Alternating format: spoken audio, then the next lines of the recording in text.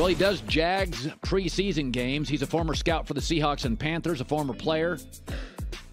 Defensive back for the Packers, Jags, Chiefs, Bills, Raiders. Bucky Brooks, Fox Sports NFL analyst, joins us time to time. Good to have him in today. Okay, so I think we both thought Bryce Young was the best quarterback available in the draft, albeit on the small side. Looked a little overwhelmed. What do I make of his first appearance? No, I mean, I think it's tough. It's tough for all rookie quarterbacks making that debut because no matter how good you were in college, the pro game is so much different. The speed of the game, the athleticism of the defenders, the complexities of the game.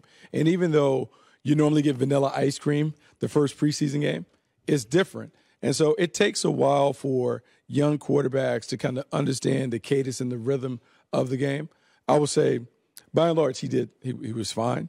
He got hit too much, and some of that is on Frank Reich and the staff to make sure he's protected. But overall, he had command of the huddle. He managed the game the way that you would like to see. Week 2, you would like to see more plays, more production, see the performance improve. C.J. Stroud, bad pick, Patriots, doesn't matter. I mean, look, it all matters, but the only way that you can kind of learn what you can do is in these games, you got to stretch yourself. The thing that you would worry about if you're the Texans, why did you have the interception? Are you staring down the receiver? Do you feel like you don't know what's going on? And so we have seen the New England Patriots do it in the regular season time and time again with rookie quarterbacks. They can confuse them. They throw a bunch of different things. Preseason, they typically kind of play it to the vest, but you don't like him staring down and having some issues when it comes to connecting the receivers. But all of the rookie quarterbacks had issues. And so it's a common theme that we're seeing this preseason. No one looked great as a rookie, particularly one of the high guys. DTR looked okay, but the high picks, they haven't looked great. The thing with Anthony Richardson is when you're figuring out how to play quarterback, it really helps if you're 6'5", 250. And I watch them and I'm like, he looks physically confident. He may struggle, but I just play him. Well, I mean, they are. I mean, I guess they're announcing that they're going to make him the starter. He's going into the season. The thing about Anthony Richardson's starter, I can understand. 4th overall, the owner was very on board with him playing and playing right away. But he hasn't played a lot of football. Right. And so I compare this to it could kind of change the way that we evaluate quarterbacks going forward because he's more of the prototype. He is more of a NBA scouting Giannis. When you scouted Giannis, it was about the attributes, the traits. Before it was about the game. And then the game developed and it came and he became an MVP. So what you're hoping with Richardson is he has all the things that you look for physically in a quarterback. Mentally, he has those things too. But can he put it together? He's never done it throughout his career, not in high school, not in college. So what you're asking Shane Steichen and that staff to teach this super athlete to be a quarterback, we'll see if he's able to get it done. So, the old feeling is a GM, sometimes you have to get rid of the GM, not just the coach, because a GM will be loyal to his picks. Mm-hmm. He won't just move off a pick. So I think San Francisco needs to just say, hey, there's no value in Trey Lance not playing. He's so raw, he needs reps. Purdy's more accurate. Sam's more athletic. We got our guys. I watched him this week, and Emmanuel Ocho said something to me yesterday before he went on the air. It's that every time the ball is snapped, because he's played so little football, it's like he's seeing everything for the first time. He looks just kind of overwhelmed with it. Mm-hmm. When I watched him, as a layman, I'm just like, it shouldn't be this hard. Some of these throws are just bad into people. What do you make of Trey? A couple things going all the way back. So what happened with Trey Lance, and it's not his fault. Trey Lance played at a smaller school. Trey Lance didn't play a lot of football. Played one season, played a game in his final season. Then he goes to the pros. He's drafted 3rd overall. And with that comes lofty expectations. When you take someone that high, much like we're talking about Anthony Richardson, you typically don't take projects in the top 5 because top 5 player, you're talking about someone that you can envision being a multiple Pro Bowl player, someone that hits the ground running, and they make an immediate impact. Because he hasn't played enough, he is seeing it for the first time. He does look overwhelmed, and he's lost his confidence along the way because no matter how confident the kid, they hear the noise. He hears all the outside noise about him. He also feels threatened by Brock Purdy being able to jump in there and have success immediately for the Niners. And so if you're the Niners, there's nothing you really can do. It's too much money tied up in the Lance. You can't cut him. no one is really going to trade you and give you fair value based on what you gave up to get him. And so your best bet is to see if you can get him in the lab and continue to develop him, and maybe he turns out to be something. But right now you're stuck. It is what it is when it comes to the draft pick, and you hope that you've been able to erase the mistake with maybe Brock Purdy or Sam Darnold playing better. Couldn't I just argue? Yeah, it's whenever you make a mistake, or I've made a mistake in like any business, my takeaway is generally, okay, what did I learn from a business mistake with the volume or in a real estate transaction? Okay, what did I learn? And isn't it just the mistake here? The Niners were a win now team, and he was a potentially good in the future quarterback, and the timelines were off. I mean, that certainly could be a part of it. I mean, I think they are win now. He is more of a developmental prospect, and so you have two competing agendas. It's almost like Steph Curry and Jonathan Kuminga. Yeah, Kuminga will be great. Curry is now. There is that, and so sometimes that's the divide that you have between the head coach and the general manager. Yes, head coach is right now. I want it right now. I need a guy that can play right away. General manager is in our long-term interest. We want to develop and make sure that we're good for the long term, forever. And so you have some of those things. But I will say, we have seen quarterbacks and the number of games they play in college. It's a huge tell. Like you look at Brock Purdy, he played a ton of games. Look at the Kenny Pickett. Kenny Pickett played a lot. Look at for the Cleveland Browns, DTR, Darrell Thompson, Robert. 4-year starter, wasn't he? 4-year starter at UCLA, significant game. So when you see him going to the preseason, it doesn't look like it's overwhelming. And so Bill Parcells used to have a theory a long time ago. You can't really use it now, but about number of games started, graduate, and those things. Maybe we're seeing you need an experienced player, a player who's played a ton of collegiate games. So now he has a better chance of hitting the ground running when he enters the league. Yeah, DTR's had 2 good games. He's looked good. I didn't know if he could throw at the NFL level. I knew he was an athlete. I knew he could figure out offenses. But now we got to remember, he only played 1 year quarterback in high school. So 1 year of quarterback. He was behind like a high Tate Martell. He was behind Tate Martell and Bishop Gorman. So he only played 1 year quarterback in high school. So all he learned about playing quarterback really happened at college. So he's a 4 or 5 year player. So you only have 6 years of maybe quarterback experience. And so now he gets to the pros. The game is slowing down. You combine that with the athleticism that he displays. And look, he's a really good dude. Like, he's beginning to kind of figure it out. Okay, so this comes off as harsh. But there was a play. So I've always made this argument. What makes Mahomes and Michael Jordan great isn't just the spectacular. Mm-hmm. Michael scored 30 a game. 24 were on mid-range jumpers. Yeah. And then 3 times a night, you're like, I've never seen that. If Mahomes completes 30 passes, 26 are random. 4 are in a tight window. And so you got to hit the layups. Yeah. Mahomes doesn't miss layups. One of the things that turned me off, Zach Wilson, stuff in the flat, missing layups. Come on, dude, you're in the NFL. So Jordan Love, year 4, they play the Bengals. I watched the replay again last night. There's a play to Musgrave, clean pocket. This is a layup, and he misses him by a mile. And I know it's one play. Come on, man, there's no that is a practice throw. And that's not close. It's not, and you will be on them. And, look, I come from playing up in Green Bay with Mike Holmgren coaching. There was an adage they talked about, the ball doesn't hit the ground. Like, you talk about great players doing the ordinary things exceptionally well. Well, that's how it should operate.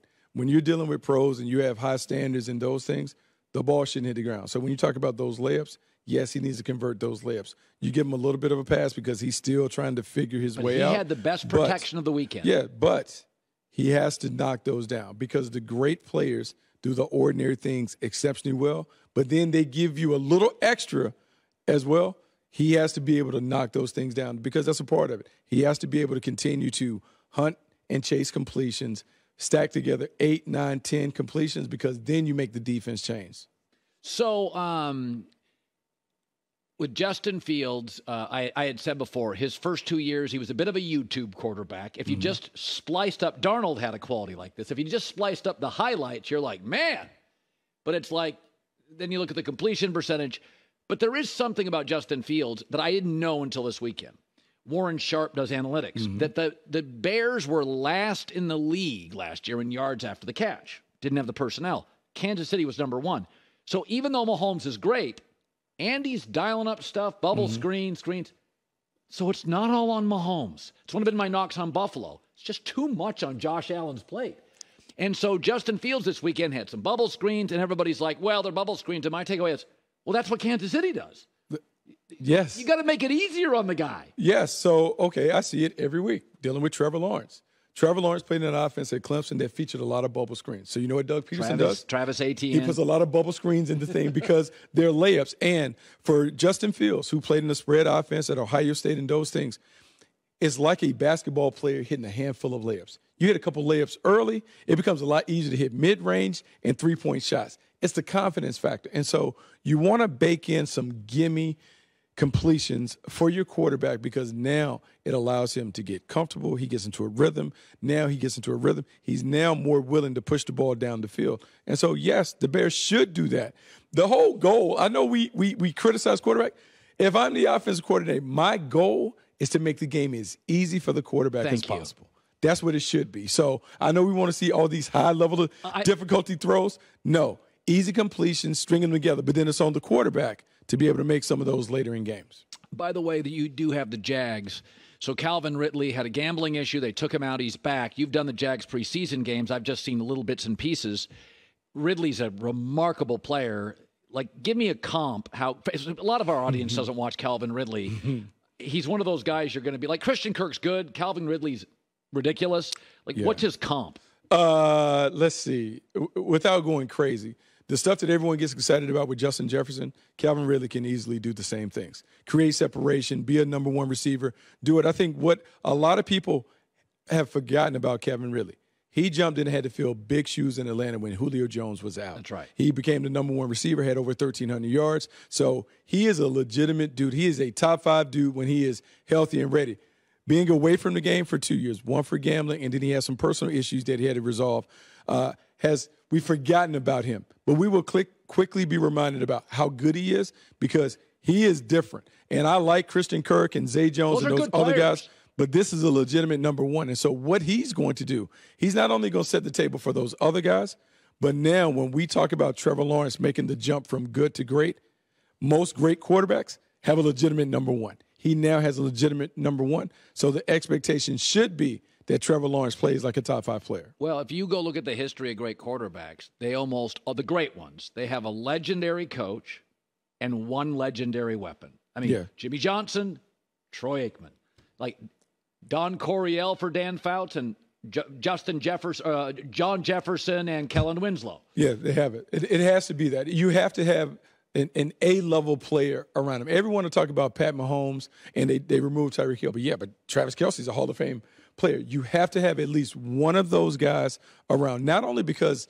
it gives him a comfort zone, but it takes away coverage from everybody else. So now those other guys get one-on-one coverage, and they can win those opportunities because the ball is right in the window. Okay, I forgot to ask this, and I kind of beat up on him before the draft. And he didn't have a good draft because he and his girlfriend were on TV, and he moved out of the first round. But I thought Will Levis comes across a little cocky, lacks a little self-awareness, big arm, but makes weird throws, like he can't see the field. It's really odd, like mom went to Yale, big arm, 4-point student. And then sometimes you're like, bro, can you see the field? There's a little Jay Cutler where there's elements of him I really like. And then in the end, I'm like, I don't know if I like him, the dude. Don't want to make it personal. What do you see? He has a lot of work to do. The quarterback position is an instinctive position. You have to have instincts and awareness and a feel. And the great ones, man, they make it look easy because it comes to it. They understand situation and circumstance. They make the right plays time and time again. For him, everything is slow when it comes to the processing and the lack of accuracy and those things.